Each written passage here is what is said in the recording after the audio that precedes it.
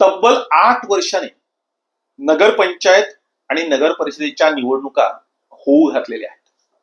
आता पुन्हा एकदा 8 वर्षापूर्वी निवडून गेलेले नगरसेवक आपल्या भेटीला पुन्हा येतील, मतं मागतील, वेगवेगळी आश्वासनं देतील, आमिष दाखवतील, हातापाया पडतील.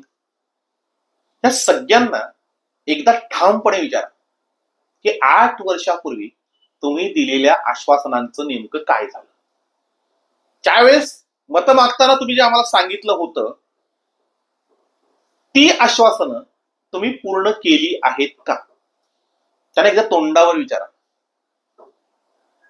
ते जर ती आश्वासनं पूर्ण करण्यात अपयशी ठरले असतील तर त्यांना दरवाजातून हाकलून द्या, म्हणजे पुन्हा कोणाची फसवणूक करणार. त्यांची एकदा त्यांना लायकी दाखवून द्या.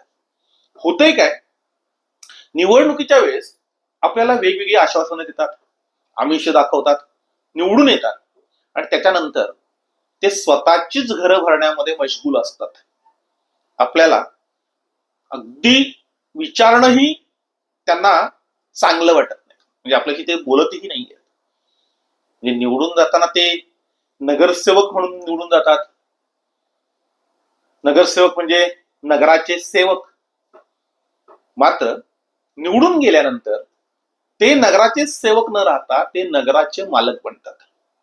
त्यांची भाषा बदलते.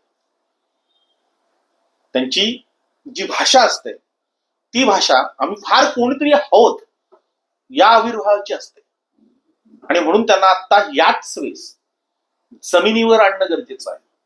त्यांची अवकात दाखवून देणं, त्यांची लायकी काढणं हे खूप गरजेचं आहे. लक्षात ठेवा, स्वार्थी, ढोंगी, लबाड लोकांना कोणत्याही परिस्थितीमध्ये यावेळेस मतदान करू नका. प्रत्येक वेळेस आपली फसगत होते. यावेळेस कृपा करून कुणाच्याही भूलथापांना फसू नका. चांगले उमेदवार निवडून द्या.